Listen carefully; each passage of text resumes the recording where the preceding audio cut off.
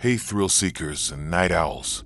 Welcome to Paranightmares, your go-to channel for spine-chilling true stories that'll keep you up all night. Tonight, we're unraveling 8 terrifying true sleepover stories, tales of eerie encounters, unexplained noises, and paranormal chills that happen to real people just like you. Grab your blanket, turn off the lights, and let's get into these haunting sleepover nightmares. The uninvited guest. The summer of 2003 was sweltering, the kind of heat that made the air feel like a wet blanket draped over your shoulders. I was 12, gangly and awkward, with a mop of brown hair that never quite stayed out of my eyes. My cousin Cole, also 12, was my best friend, the kind of kid who could make you laugh until your sides ached, even when you were scared out of your wits. We lived in a small town in Ohio, where everyone knew everyone, and the biggest excitement was the annual county fair. That summer, though, excitement came in a form we never expected, a night that would haunt us for years. Our parents were at the hospital with our grandpa, who'd had a heart attack the day before. Cole's mom, Aunt Lisa, had left us at their house, a 2-story colonial with creaky floors and a basement that smelled of mildew. "You boys stay put," she'd said, her voice tight with worry. "Lock the doors, don't open them for anyone, and call me if you need anything." We nodded, more focused on the pizza and video games she'd left us than the gravity of her instructions. The night started innocently enough. We sprawled on the living room floor, the glow of the TV casting flickering shadows on the walls as we played Halo on Cole's Xbox. The pizza box lay open, crust scattered like bones, and a 2-liter of Mountain Dew was half empty beside us. Outside, crickets chirped in a relentless chorus, and the occasional car rumbled down the street. It felt like any other sleepover, safe, familiar ours. Around 11 p.m., we decided to move upstairs to Cole's room. His bedroom was a shrine to adolescence. Posters of Linkin Park and Tony Hawk plastered the walls. A skateboard leaned against the dresser, and a lava lamp bubbled lazily on his nightstand. We dragged our sleeping bags onto the floor, planning to stay up all night telling dumb jokes and scaring each other with stories about Bloody Mary and the hook-handed killer. That's when we heard it. A thud, heavy and deliberate, came from downstairs. We froze, controllers in hand, the game's soundtrack looping faintly. "What was that?" I whispered, my voice barely audible over the hum of the air conditioner. "Probably the cat," Cole said, but his eyes darted to the door. He didn't have a cat. We waited, ears straining. Another sound, creak, like someone stepping on the loose floorboard by the kitchen. My stomach twisted. "Maybe it's your mom," I said, hoping it was true. Cole grabbed his cell phone, a clunky Nokia, and dialed Aunt Lisa. She picked up on the 3rd ring. "Mom, are you home?" Cole asked, his voice high and tight. "No, honey, I'm still at the hospital." "Why? Is everything okay?" Her concern was palpable, even through the tinny speaker. Cole hesitated, glancing at me. We heard something downstairs. "Stay in your room," she said sharply. "Lock the door. I'm calling the police. Don't move until I tell you." We scrambled to the door, fumbling with the lock, until it clicked. My heart pounded, so hard I thought it might burst. We backed away, sitting on the bed, clutching our controllers like they could protect us. The house was silent now, but it wasn't a comforting silence. It was the kind that felt alive, watching, waiting. Then footsteps. Slow, heavy, unmistakable. They started in the living room, crossing the hardwood floor, each step echoing like a drumbeat. They moved to the stairs, creaking under weight. 1 step, 2, 3. I counted them, my breath hitching with each one. Cole's face was pale, his eyes wide as saucers. We didn't speak, didn't dare. The footsteps stopped outside the door. A voice, low and rough, slithered through the wood.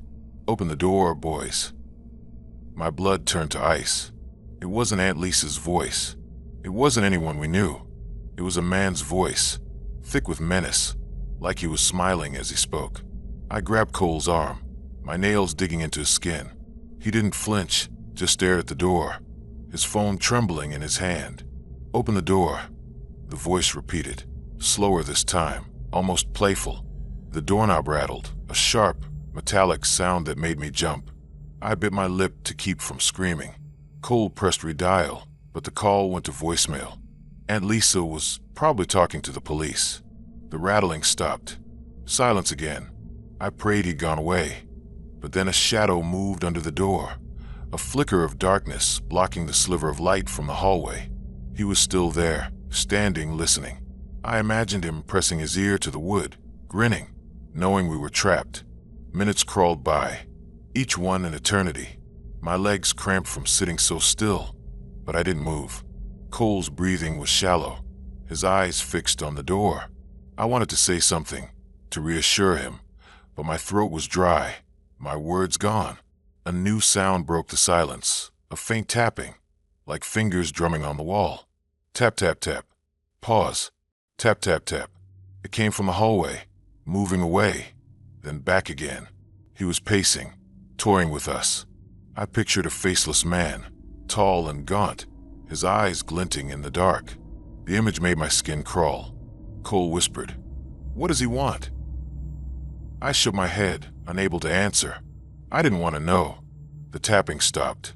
Footsteps again, this time descending the stairs.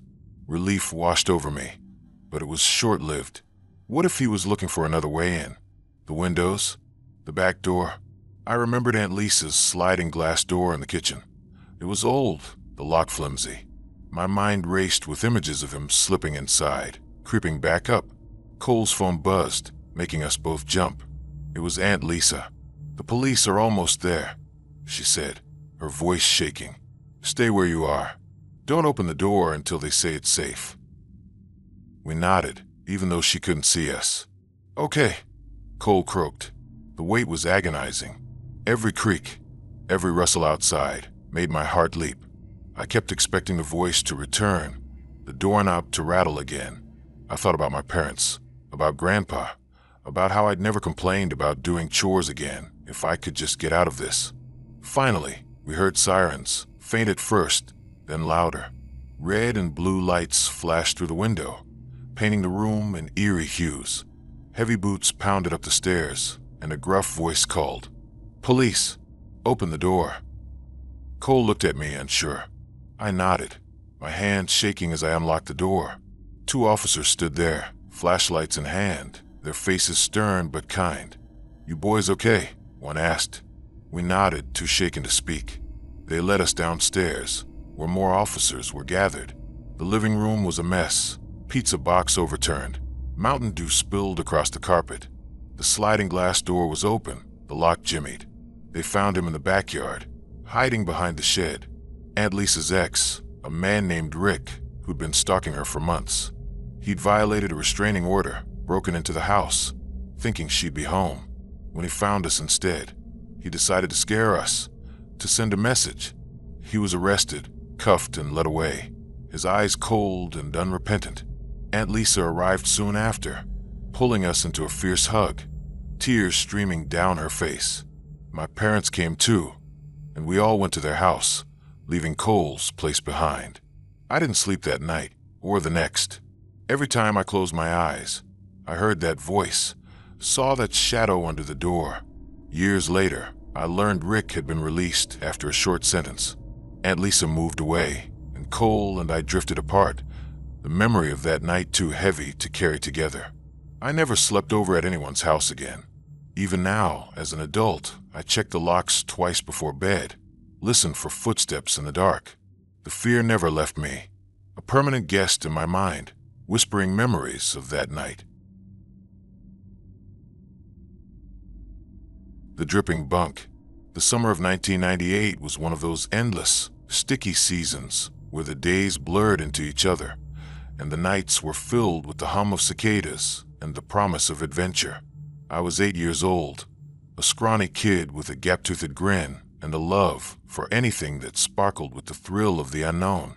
My best friend, Sarah, was the fearless one, always dragging me into her wild ideas, climbing trees, sneaking cookies, or that fateful night, hosting a sleepover at her house in a quiet suburb of Illinois. It was supposed to be a night of giggles, flashlight tag, and scary stories, but it turned into something none of us would ever forget.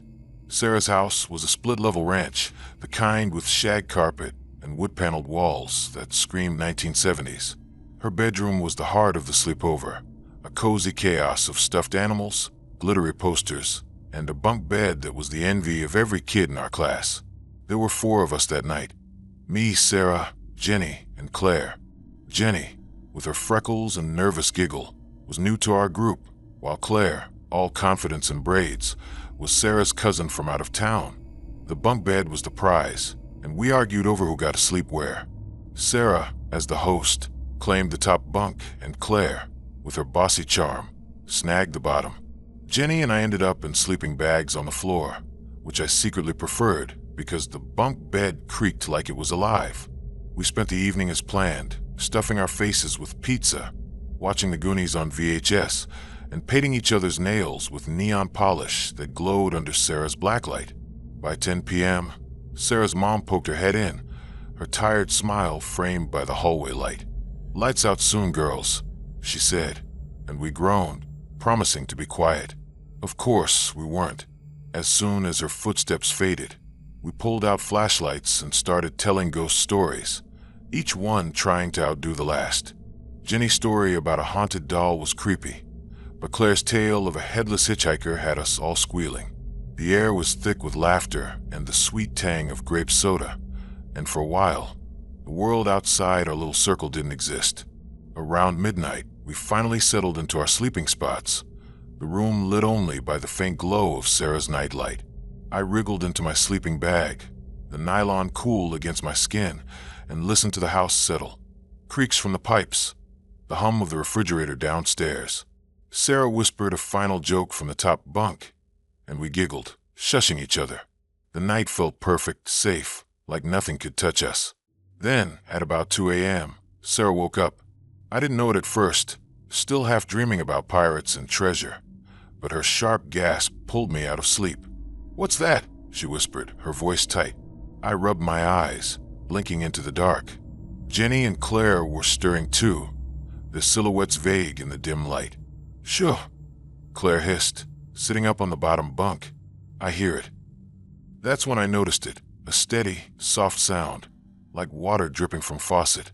But, it was rhythmic, almost hypnotic, coming from somewhere above us. My first thought was a leak, maybe from the bathroom down the hall, but the sound was too close, too precise. Sarah leaned over the edge of the top bunk, her flashlight beam slicing through the dark. "It's coming from the bed," she said, her voice trembling. Claire swung her legs off the bottom bunk and stood, her braid swinging. "Don't be a baby," she said, but her bravado was thin. She aimed her own flashlight upward, the beam catching the underside of Sarah's mattress. That's when she screamed. The sound was raw, piercing, shattering the quiet. I bolted upright, my sleeping bag tangling around my legs. Jenny whimpered, clutching her pillow. Sarah scrambled down the ladder, her flashlight shaking, and we all crowded together, staring at the bunk bed. The dripping had stopped, but the air felt heavy, charged, like the moment before a thunderstorm. "What is it?" I asked, my voice barely a squeak. Claire pointed, her hand unsteady. "Look." The beam of her flashlight illuminated the bottom bunk, where Claire had been sleeping. The mattress was dark, glistening with wet patches that spread like ink blots. Above, on the underside of Sarah's mattress, similar stains bloomed, and a single drop hung, quivering before falling with a soft pat onto the lower bunk. The realization hit us like a punch. Both Sarah and Claire had wet the bed, their fear or dreams betraying them in the night, and the liquid from the top bunk was dripping onto the bottom. For a moment, no one spoke. Then Jenny let out a nervous giggle, and Sarah snapped, "It's not funny." But the tension broke, and we all started laughing, a mix of relief and embarrassment. It was gross, horrifying in the moment, but also absurdly human. We were kids, after all, and accidents happened. Sarah's face was crimson, and Claire muttered about never sleeping on the bottom bunk again. We grabbed towels from the bathroom, giggling hysterically as we tried to clean up, whispering so we wouldn't wake Sarah's mom. But the laughter didn't last. As we mopped up the mess, I noticed something else, a A smell, faint but sharp, not like urine but something metallic, like rust or blood. I didn't say anything, not wanting to scare the others, but it lingered, tickling the back of my throat. We eventually gave up on the bunk bed, dragging our sleeping bags to the living room and camping out on the couch, watching infomercials until dawn. Sarah's mom found us there in the morning, bleary-eyed and sheepish, and when we told her about the bunk bed, her face went pale. She didn't scold us, just stripped the mattresses and sent us to shower, her silence more unsettling than any lecture. We never talked about it after that. Jenny moved away the next year, and Claire only visited once more. Sarah and I stayed friends, but sleepovers at her house stopped. I couldn't shake the memory of that dripping sound, the way it seemed to echo in the dark, or that strange metallic smell. Years later, I learned Sarah's house had been built over an old drainage system, long abandoned, that sometimes leaked during heavy rains. I told myself that explained the smell, the sense of something else in the room, but deep down I wasn't sure. The dripping sound wasn't just water. It felt like a warning, a pulse that lingered in my nightmares for years. The dripping bunk. The summer of 1998 was one of those endless, sticky seasons where the days blurred into each other, and the nights were filled with the hum of cicadas and the promise of adventure. I was 8 years old, a scrawny kid with a gap-toothed grin and a love for anything that sparkled with the thrill of the unknown. My best friend, Sarah, was the fearless one, always dragging me into her wild ideas, climbing trees, sneaking cookies, or that fateful night, hosting a sleepover at her house in a quiet suburb of Illinois. It was supposed to be a night of giggles, flashlight tag, and scary stories, but it turned into something none of us would ever forget. Sarah's house was a split-level ranch, the kind with shag carpet and wood-paneled walls that screamed 1970s. Her bedroom was the heart of the sleepover, a cozy chaos of stuffed animals, glittery posters, and a bunk bed that was the envy of every kid in our class. There were 4 of us that night: me, Sarah, Jenny, and Claire. Jenny, with her freckles and nervous giggle, was new to our group, while Claire, all confidence and braids, was Sarah's cousin from out of town. The bunk bed was the prize, and we argued over who got to sleep where. Sarah, as the host, claimed the top bunk, and Claire, with her bossy charm, snagged the bottom. Jenny and I ended up in sleeping bags on the floor, which I secretly preferred because the bunk bed creaked like it was alive. We spent the evening as planned, stuffing our faces with pizza, watching the Goonies on VHS, and painting each other's nails with neon polish that glowed under Sarah's blacklight. By 10 p.m., Sarah's mom poked her head in, her tired smile framed by the hallway light. "Lights out soon, girls," she said, and we groaned, promising to be quiet.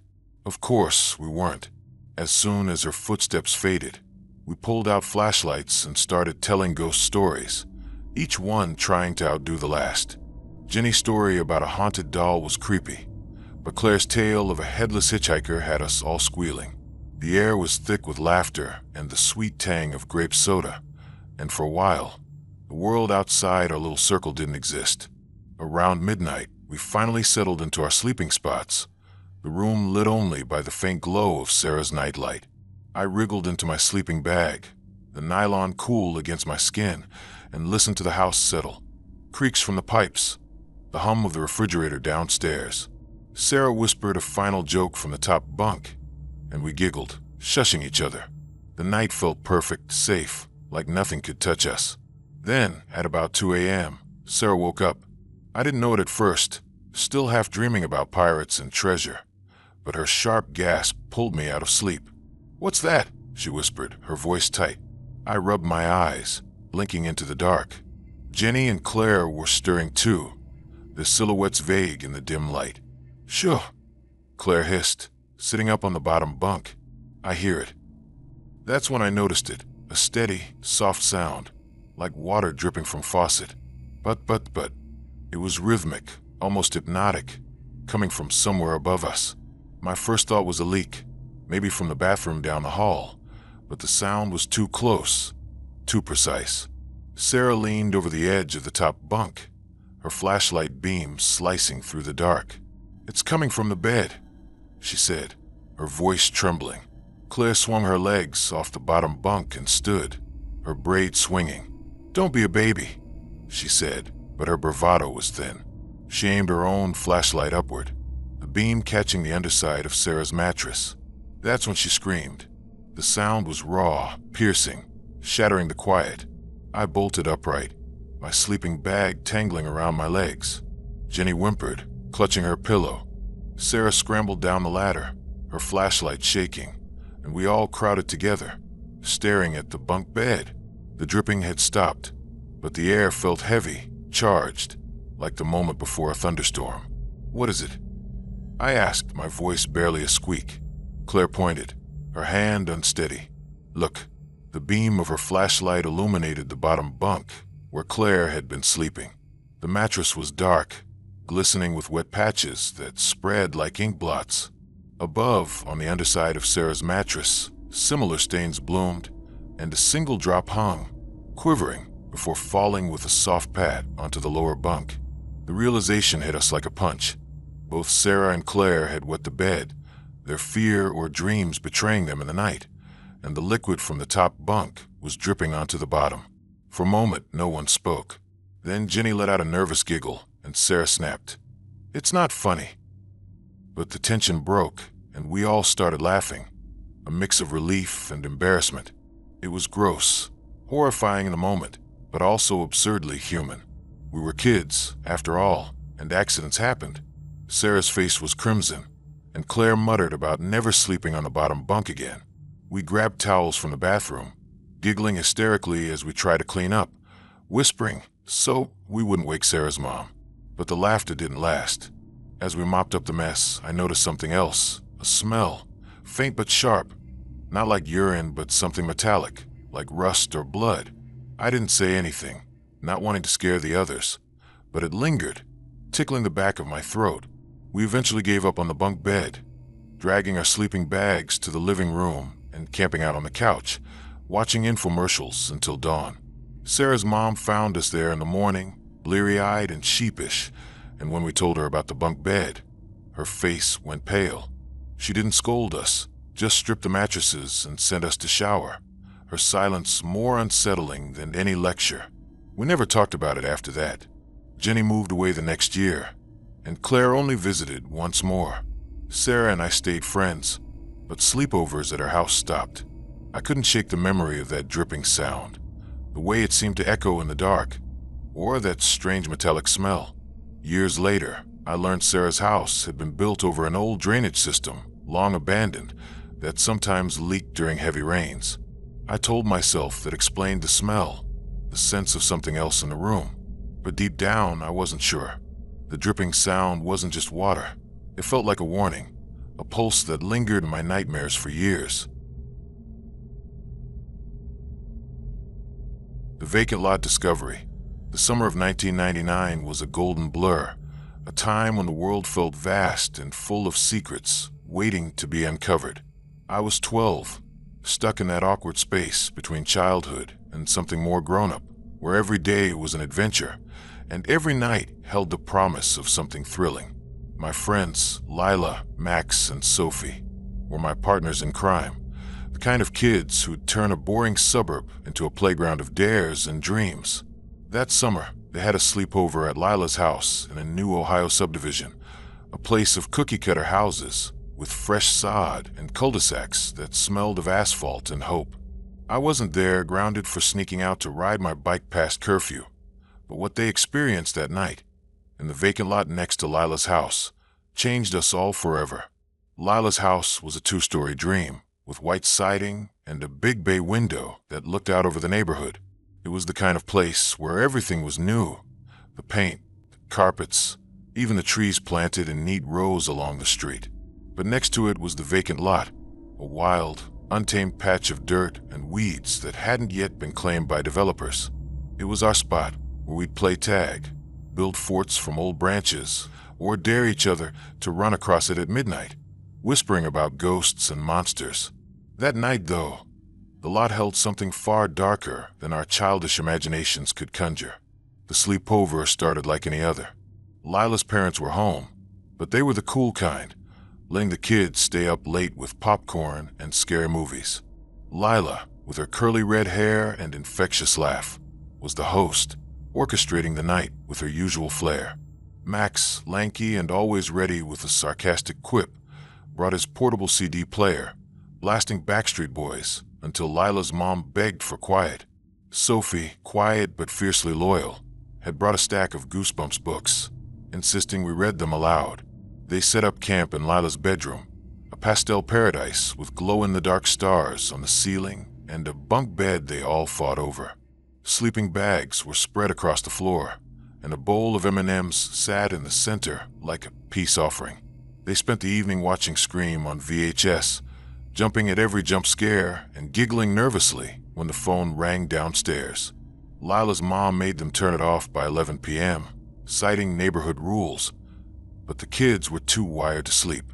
They pulled out flashlights, trading stories about the vacant lot. Max swore he'd seen a shadow move there once, too tall to be a person. Sophie, ever the skeptic, said it was probably a stray dog, but her voice wavered. Lila upped the ante, daring them to sneak out and touch the big oak tree in the lot center. "It's just weeds and dirt," she said, but her eyes gleamed with mischief. Around 1 a.m., they crept downstairs, avoiding the creaky third step, and slipped out the back door. The night was warm, the air thick with the scent of cut grass and distant barbecues. The vacant lot stretched before them, a sea of tall grass and shadows under the moonlight. The oak tree stood like a sentinel, its branches gnarled and reaching. Max led the way, his flashlight beam cutting through the dark, while Sophie clutched Lila's hand, whispering about how dumb this was. They reached the tree, touching its rough bark, laughing with the thrill of breaking rules. They didn't know then that they were steps away from a tragedy. Back inside, they piled into Lila's room, breathless and giddy, swapping exaggerated tales of their adventure. The lot had seemed alive, they said, rustling grass, a strange hum in the air. Sophie swore she'd heard a whisper, but Max laughed it off, calling her paranoid. They fell asleep eventually, sprawled across sleeping bags, the glow-in-the-dark stars watching over them. The next morning, they woke to sunlight streaming through the window and the smell of pancakes from the kitchen. Lila's mom was cheerful, oblivious to their nighttime escapade. After breakfast, they decided to play in the lot again, this time in broad daylight. They kicked through the weeds, tossing a frisbee, unaware that the ground beneath them held a secret. Max tripped over something hard, cursing as he brushed dirt off his knees. It was a shoe, a small sneaker, half buried in the soil. They laughed, thinking it was trash, until Sophie noticed something else, a piece of fabric, faded and dirty, sticking out nearby. Curiosity got the better of them. They dug with their hands, uncovering more, a tattered jacket, a broken hair clip. The air grew heavy, their laughter fading. Lila ran to get her mom, who called the neighbors, and soon the lot was crawling with adults. By noon, police cars lined the street, their lights flashing silently. The kids watched from Lila's porch, confused, as officers cordoned off the lot. That's when the news broke, whispered among the adults, but loud enough for the kids to hear. They'd found a body, a girl, hidden in the shallow earth. Her name was Emily, a 16-year-old who'd gone missing weeks earlier. The police said she'd been killed by her uncle, a man with a history of violence, who'd buried her in the lot before it became part of the subdivision. The kids had been playing feet away from her, their laughter echoing over her grave. The realization hit them like a wave. Lila vomited in the grass. Max went silent, and Sophie cried, clutching her Goosebumps book like a shield. The sleepover ended abruptly. Parents came to pick up Max and Sophie, and Lila's family moved away months later, unable to stay in a house next to that lot. I heard the story secondhand, my grounding suddenly feeling like a blessing. The vacant lot was paved over eventually, turned into another house, but the kids never went back. They stopped having sleepovers, stopped talking about that night. The image of that shoe, that fabric, stayed with them, reminder of how close they'd been to horror without knowing it. For me, the story was a shadow over our friendship. I'd look at the lot when I rode by, imagining Emily there, her presence lingering in the weeds. The others never spoke of it, but I saw it in their eyes. Lila's forced smiles, Max's new habit of checking over his shoulder, Sophie's refusal to read scary books anymore. The vacant lot had taken something from us, a piece of our childhood, leaving a chill that no summer sun could warm.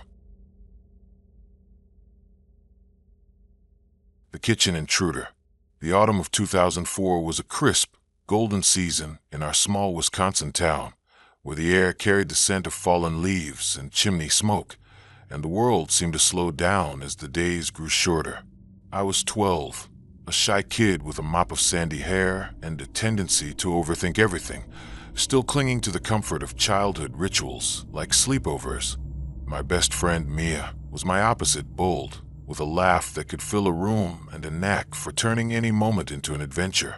Her house, a cozy bungalow on Maple Street, was my second home, a place of warm lights, soft rugs, and the constant aroma of her grandma's baking. That night, a sleepover with just the two of us and her grandma, who lived with them, promised to be a perfect escape from the monotony of school and chores. But what unfolded in the early hours would shatter that sense of safety, leaving me with a memory that still sends shivers down my spine. Mia's bungalow was a single-story haven, its exterior painted a cheerful yellow that glowed under the streetlights.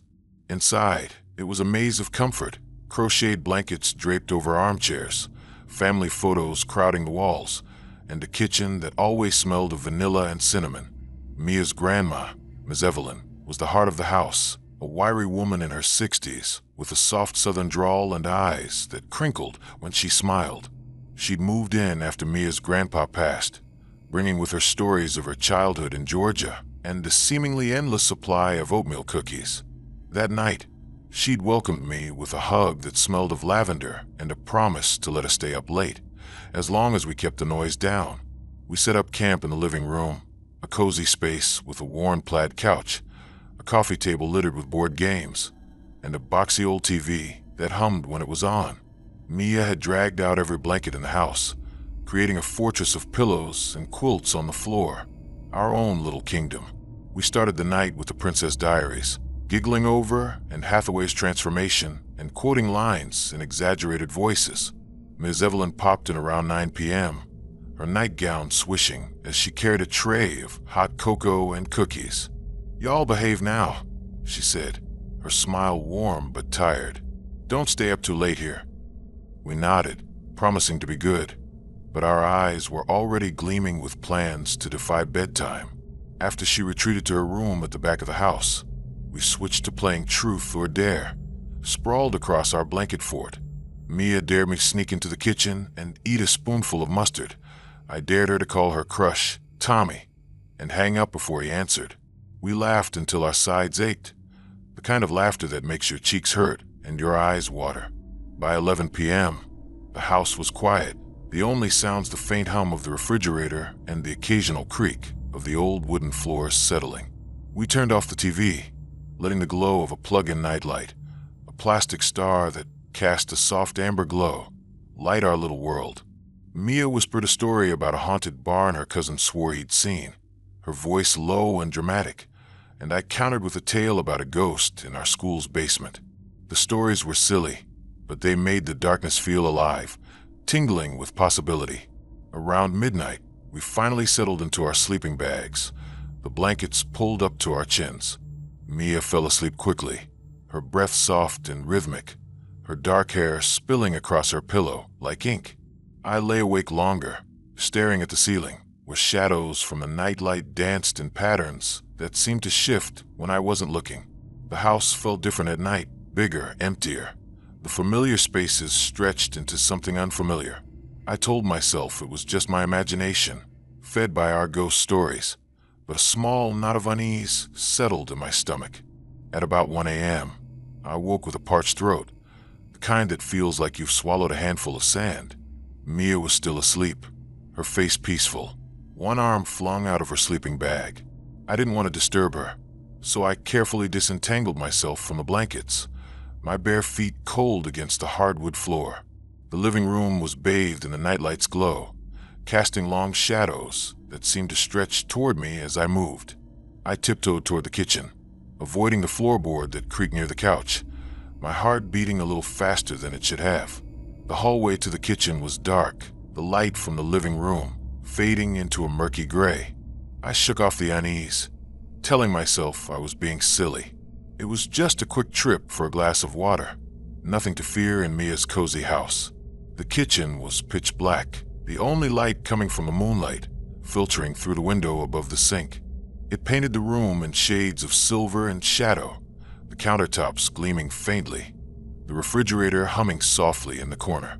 I reached for the light switch, my fingers brushing the cool plaster wall, and flicked it on. The fluorescent bulb buzzed, flickered, then flooded the room with harsh white light, chasing away the shadows. That's when I saw him. A man stood by the window, his silhouette stark against the glass. He was tall, easily over 6 feet, with broad shoulders that strained against a worn flannel shirt. His hair was greasy, hanging in clumps over his ears, and his face was rough with stubble, shadowed in a way that made his features hard to discern. In one hand, he held a kitchen knife, its blade catching the light as he sliced a piece of bread from a loaf on the counter. In his other hand was a half-eaten sandwich, layers of ham and lettuce spilling out, a smear of mayonnaise glistening on his fingers. He was eating it casually, as if he belonged there, as if this was his kitchen, his bread, his knife. He froze when the light came on, his head snapping toward me. His eyes were dark, almost black, and they locked onto mine with an intensity that made my blood run cold. They weren't angry or surprised. They were empty, like staring into a void.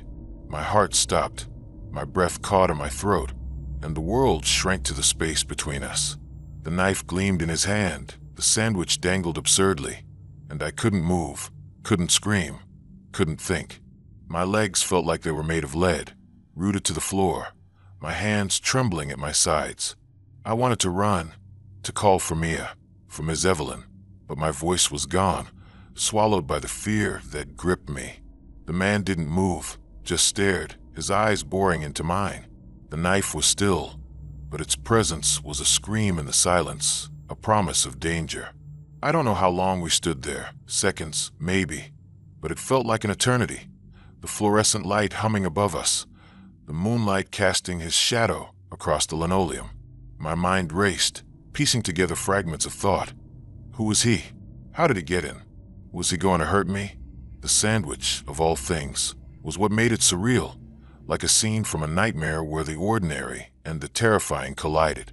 A voice cut through the silence, calm but sharp, like a blade of its own. You need to leave.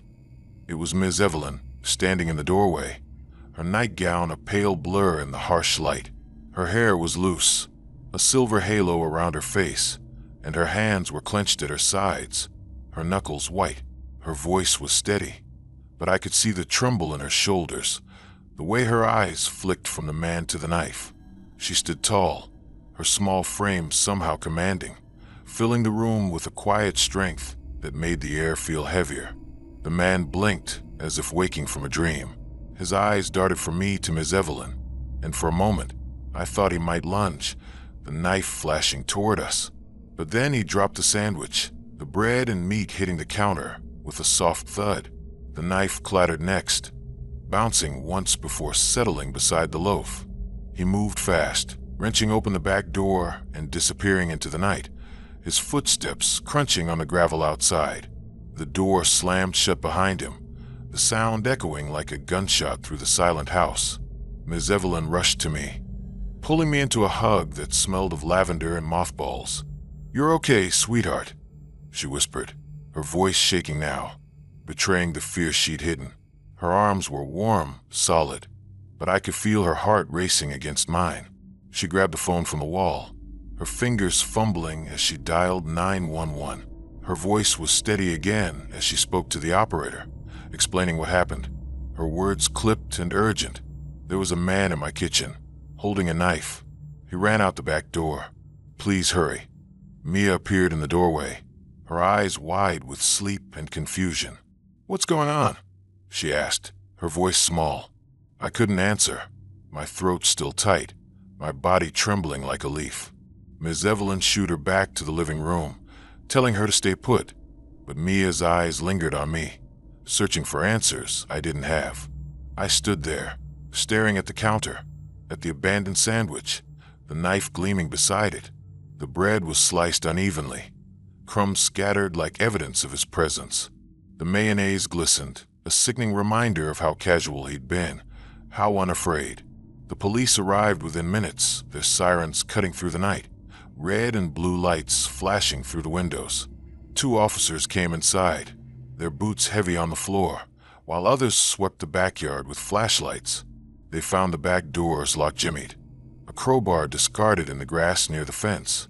Ms. Evelyn told them she'd seen the man before, a drifter who'd been hanging around town, asking for odd jobs, knocking on doors with offers to fix fences or clean gutters. He'd come to their house a week earlier, and she'd turned him away, her instincts telling her something was off. The police took notes, their faces grim, but they didn't find him that night. He'd vanished into the dark, leaving nothing but the sandwich and the knife. My parents arrived at 4 a.m., their car pulling into the driveway with a screech. My mom ran inside, her face pale, her eyes red from worry. She hugged me so tight I could barely breathe, whispering, "Thank God you're okay." My dad stood behind her, his jaw tight, his hand on my shoulder. Ms. Evelyn apologized over and over, her voice breaking, but my mom waved it away, saying it wasn't her fault. Mia stood in the corner, wrapped in a blanket, her eyes big and scared. I wanted to say something to her, to tell her I was okay, but the words wouldn't come. We left as the sun rose, the sky streaked with pink and orange. The bungalow, once a place of warmth and safety, felt foreign now, its walls holding the echo of that night. I didn't sleep over at Mia's again, and she didn't ask. Our friendship didn't end, but it changed. Sleepovers were replaced by daytime hangouts, our laughter a little quieter, our stories less daring. I'd catch Mia staring out her window sometimes, toward the back door, and I knew she was thinking of him, just like I was. The police never caught the man. They searched the town, put up flyers, but he was a ghost, slipping away as easily as he'd slipped in. Ms. Evelyn got a new lock for the back door, a deadbolt that gleamed like a promise, but it didn't erase the fear. I'd lie awake at night, my bedroom door locked, listening for footsteps, for the creak of a floorboard. The image of him standing there, knife in hand, sandwich in the other, was burned into my mind. It was the ordinariness of it that haunted me most. The way he'd stood in Mia's kitchen, eating like he belonged there, like he had all the time in the world. I checked the locks twice before bed, peek out windows, my heart racing at every shadow. The knife, the sandwich, the silence, they became fixtures in my nightmares.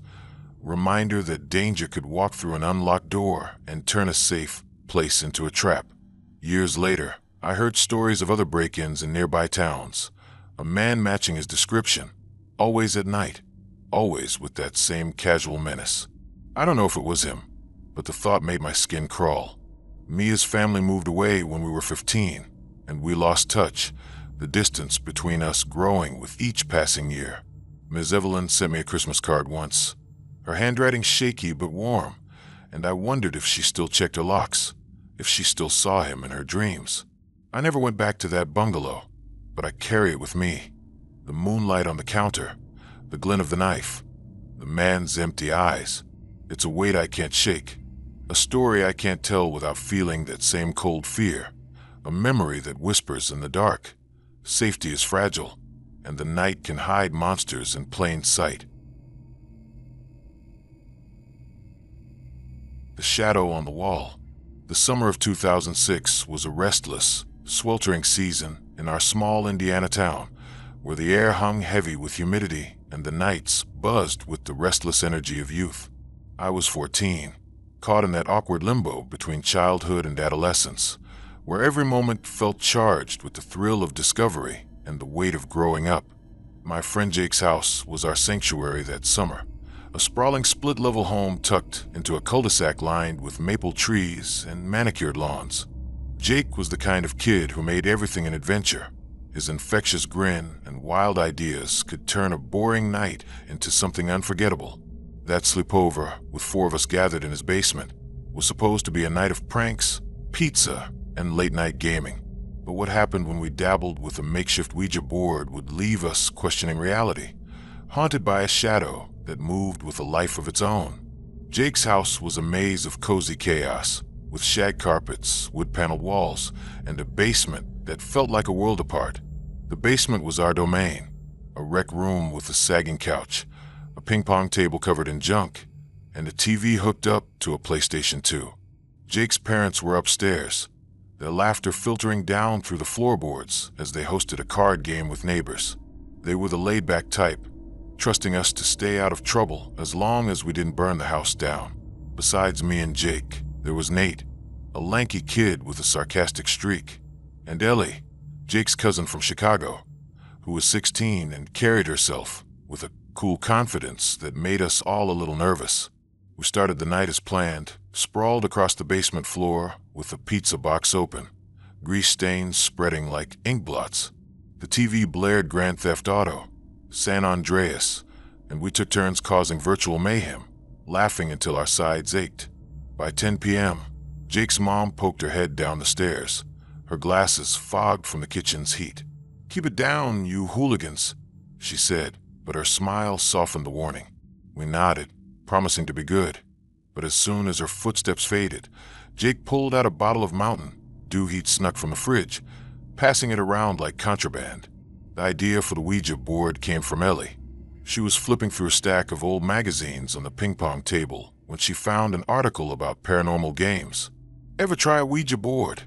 she asked, her eyes glinting with mischief. Nate scoffed, calling it fake, but Jake was all in, his grin wide. "Let's make one," he said, grabbing an empty pizza box and a Sharpie. We tore the box into a rectangle, scrawling letters, numbers, and yes and no in messy handwriting. For planchette, we used a bottle cap, its edges sticky with soda. It was a joke, a game, something to laugh about later. We didn't know then how wrong we were.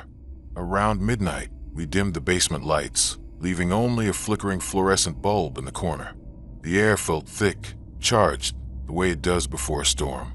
We sat cross-legged around the pizza box, our fingers lightly touching the bottle cap. Ellie took charge, her voice low and dramatic.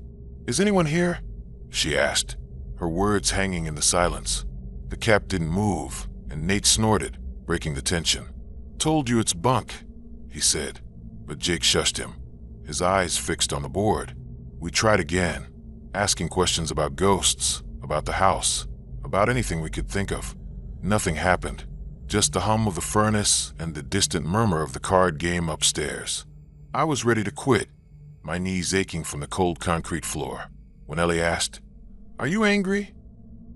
The bottle cap twitched, a tiny jerk that made my heart skip. We all froze, our fingers still on the cap, our eyes darting to each other. "Did you move it?" I whispered to Jake, but he shook his head, his face pale. The cap moved again, slowly at first, then faster, sliding TS.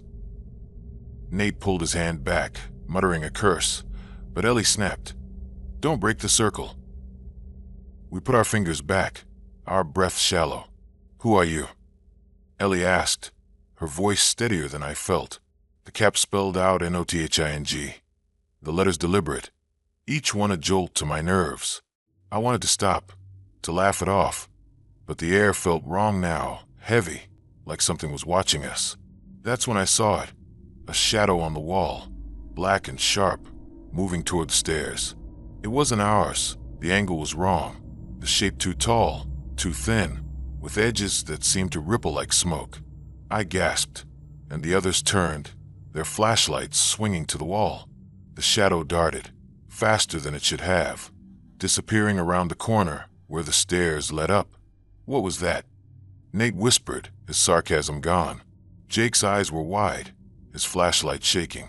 "Let's check it out," he said, but his voice cracked. We grabbed our flashlights and crept toward the stairs, the pizza box forgotten. The basement felt colder now, the air thick with a metallic tang I couldn't place. The stairs creaked under our weight, each step a test of courage. At the top, the hallway was dark, the door to the main floor slightly ajar. We pushed it open, our beam slicing through the gloom, and found a doll, a creepy porcelain thing with cracked eyes, tipped over on the floor. It belonged to Jake's little sister, but she was at a friend's house. No one could explain how it got there. We didn't go back to the Ouija board. We piled onto the couch, flashlights on, watching infomercials until dawn, too scared to sleep. The shadow stayed with us, a memory we couldn't shake. We all saw it, but no one spoke of it after that night. Jake's parents didn't notice anything strange, and the doll was back in his sister's room the next day. We told ourselves it was a trick of the light, a prank we'd played on ourselves, but the fear lingered, a cold weight in my chest. Years later, I learned the house had been built on land once used for a small cemetery, relocated decades ago. I don't know if that explains the shadow, but I avoid Ouija boards now, afraid of what we might have stirred. The memory of that night, the pizza box, the bottle cap, the shadow rippling across the wall, haunts me. A reminder that some games invite things better left alone. The cup in the kitchen. The spring of 2007 was a season of renewal in our quiet Ohio suburb, where the streets bloomed with budding trees and the air carried the sweet promise of summer. I was 13, a bookish girl with a love for Nancy Drew mysteries and a habit of jumping at shadows, my imagination always one step ahead of reality. My friend Rachel was the heart of our friend group, her warm smile and boundless energy turning every gathering into a celebration. Her house, a modern two-story in a new subdivision built over old farmland, was the backdrop for a sleepover that spring, a birthday party meant to christen her new home, with laughter and secrets. But a sound in the kitchen, a simple, inexplicable clunk of a cup, would unravel our sense of safety, leaving us haunted by a presence that lingered in the empty spaces of that house. Rachel's house was a work in progress, a skeleton of drywall and exposed beams in some areas, its newness both exciting and unsettling. The subdivision, called Meadowview, was carved from fields once owned by a reclusive farmer, and the neighbors whispered about the land's history, stories of hardship, loss, and things left buried. Rachel's parents, city transplants chasing the suburban dream, had moved in 6 months earlier, their furniture still wrapped in plastic, their walls bare except for a few family photos. The basement, where we'd set up for the sleepover, was a raw concrete expanse, cold and cavernous, with a single flickering bulb and pipes that groaned like living things. Rachel had tried to make it festive, stringing fairy lights across the beams and piling sleeping bags into a cozy nest, but the space felt unfinished, like it was holding its breath. There were 6 of us that night. Me, Rachel, Kayla, Sam, Tara, and Mia. Kayla was a bubbly cheerleader with a laugh like a bell, always ready to lighten the mood. Sam, quiet and introspective, carried a sketchbook everywhere, her pencil capturing the world in soft lines. Tara, with her dark eyes and love for ghost stories, could make even the silliest tales sound sinister. Mia, Rachel's new neighbor, was shy but curious, her presence a tentative addition to our group. We were a mix of personalities, bound by the unspoken rules of middle school friendship, and Rachel's birthday was the perfect excuse to gather. The evening started with chaos and joy. We played board games on a folding table, clues sparking heated debates about who killed Mr. Body. Rachel's portable stereo blasted Fall Out Boy and My Chemical Romance, the bass vibrating through the concrete floor. We stuffed ourselves with pizza and soda, the cans piling up like trophies, and painted each other's nails with glitter polish that sparkled under the fairy lights. Rachel's parents were upstairs, their voices a comforting hum as they watched a movie in the living room. Around 10 p.m., her mom, a petite woman with a flour-dusted apron, brought down a tray of cupcakes, their frosting swirled with pink and blue. "Don't stay up too late, girls," she said, her smile warm but weary from a long day. We nodded, promising to be quiet, but our giggles followed her up the stairs. As the night deepened, we turned to ghost stories, huddling in our sleeping bags under the fairy light's glow. Tara led the charge, her voice low and dramatic as she spun a tale about a farmer who'd hanged himself in a barn on the very land we sat on. "They say his spirit wanders the fields," she whispered, her eyes glinting, looking for his lost family. Kayla shivered, pulling her blanket tighter, while Sam rolled her eyes, sketching a cartoon ghost in her book. Mia stayed silent, her knees drawn up, her face pale in the dim light. I felt a chill, the basement's cold seeping into my bones, the story hitting too close to home. Rachel laughed it off, calling Tara a drama queen, but her voice was tight, her eyes flicking to the dark corners of the room. By midnight, the energy had faded, and we settled into our sleeping bags, the fairy lights casting soft patterns on the ceiling.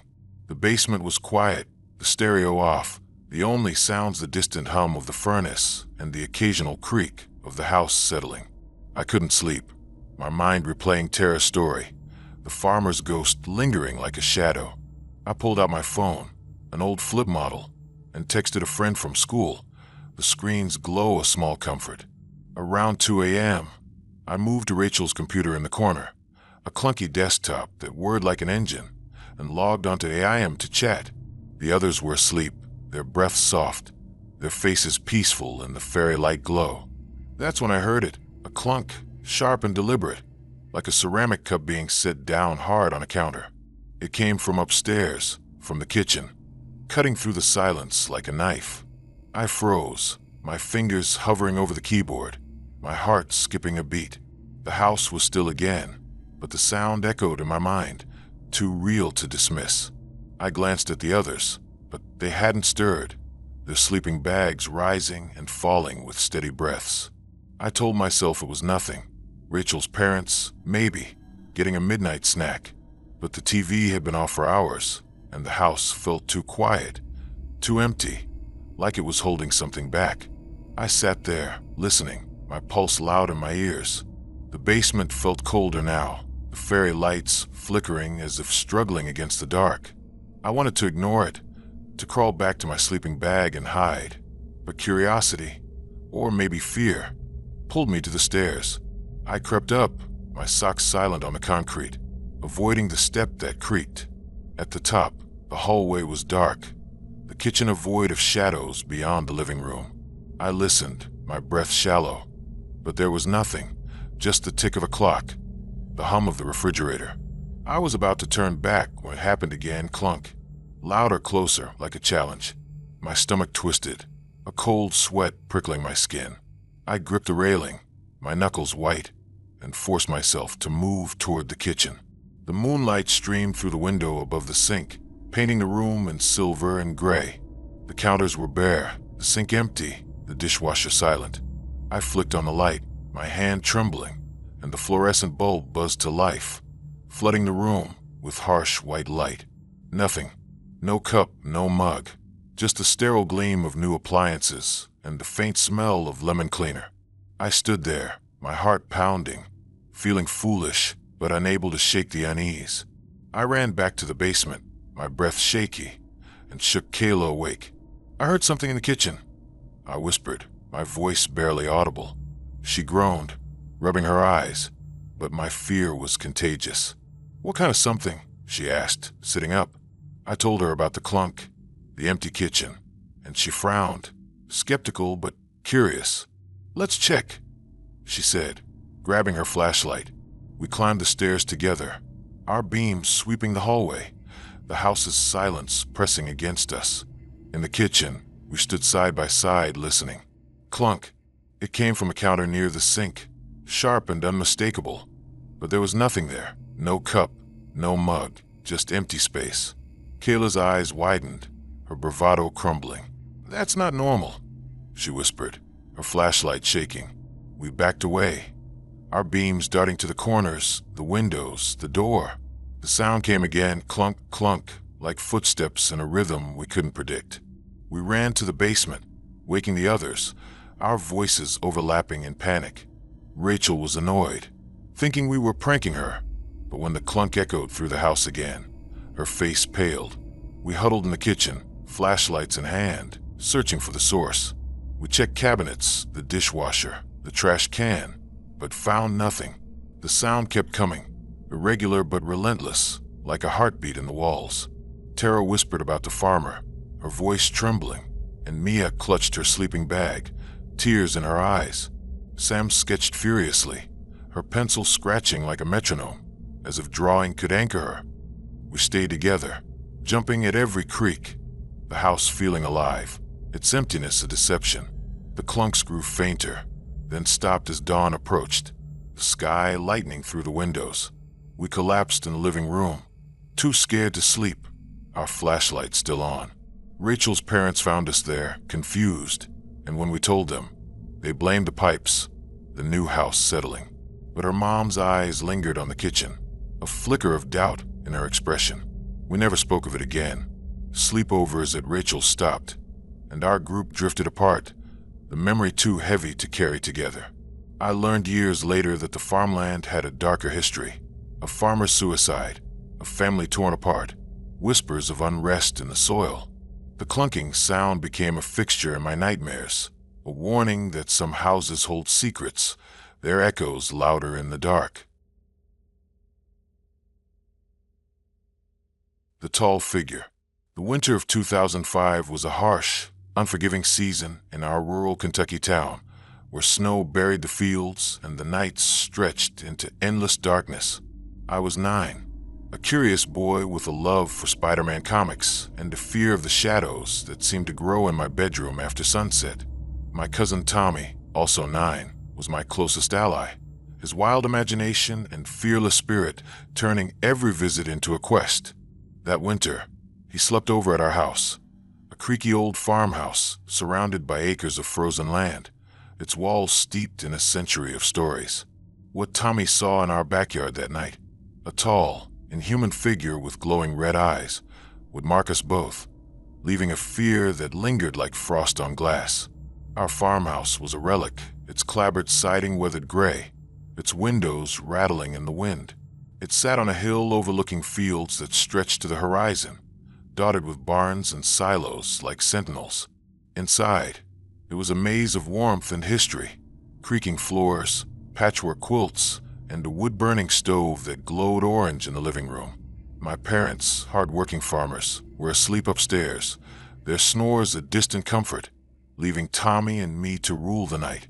The living room was our sleepover headquarters, a cozy chaos of mismatched furniture, a rug worn thin by generations, and a coffee table scarred with crayon marks from my younger days.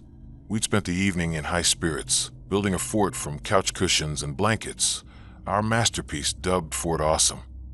We were superheroes, Tommy as Batman, me as Spider-Man, fighting off imaginary aliens with plastic swords. My mom had made hot chocolate, the mugs leaving sticky rings on the table, and we devoured a bag of marshmallows, giggling over their gooey texture. Around 10 p.m., she poked her head in, her apron dusted with flour from baking bread. "Bedtime soon, boys," she said, her voice firm but kind. We nodded, promising to settle down, but our eyes gleamed with plans to stay up. By 11 p.m., we were deep into Captain Underpants, reading by flashlight in our fort, our laughter echoing through the house. The stove's fire had died to embers, casting a warm glow across the room, the shadows dancing like playful ghosts. The wind howled outside, rattling the windows, but inside, we were invincible, our fort a shield against the cold. Tommy was a light sleeper, always waking at the slightest noise, while I could sleep through a storm. I fell asleep first, dreaming of swinging through New York City, my web shooters saving the day. Tommy woke at 3 a.m., his heart pounding, something pulling him from sleep. He told me later what he heard first: footsteps, heavy and deliberate, crunching through the snow in the backyard. He thought it was an animal, maybe a deer or coyote, common in our rural area. But the steps were too steady, too purposeful, like someone pacing with intent. He lay still, his sleeping bag rustling softly, his breath fogging in the cold air. The living room was dark, the embers barely glowing, the windows black mirrors reflecting the fort's silhouette. Curiosity won over fear. Tommy crept out of his sleeping bag, his socks silent on the rug, and moved to the window overlooking the backyard. The curtain was heavy, its fabric rough with age, and he peeled it back slowly, his fingers trembling. The yard was a sea of snow, untouched and pristine under the moonlight, stretching to the old well, a stone circle we'd been warned to avoid. Near the well stood a figure, tall and impossibly thin, its limbs long and angular, like a scarecrow torn from its post.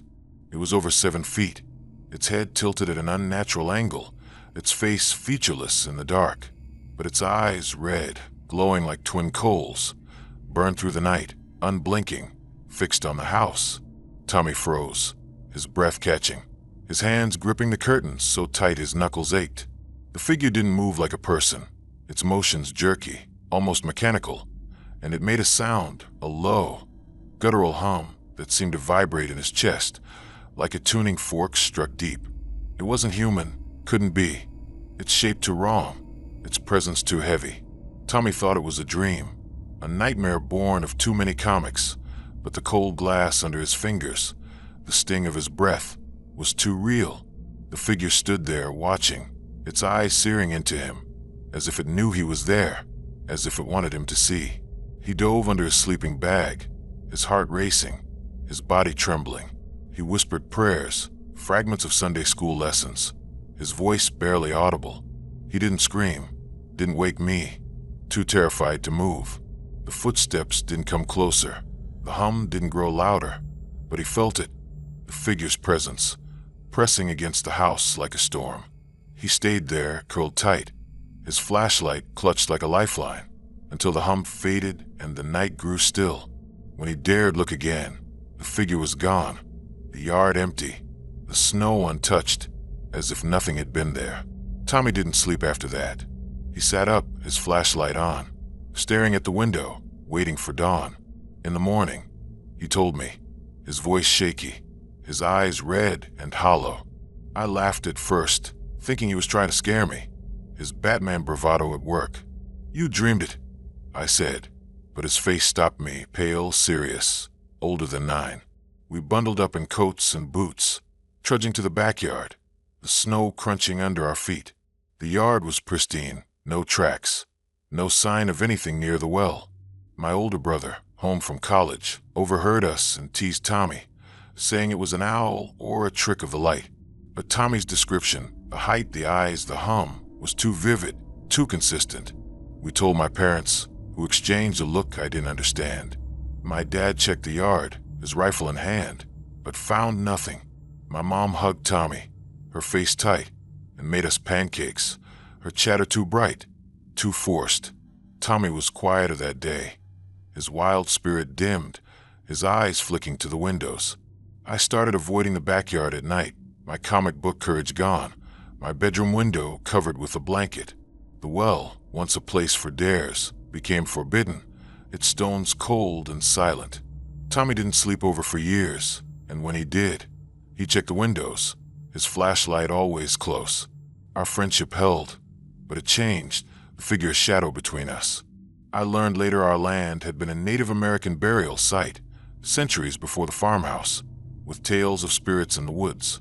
My dad's family had stories too, strange lights, voices in the fields, but they dismissed them as folklore. I don't know what Tommy saw, but I believe him now.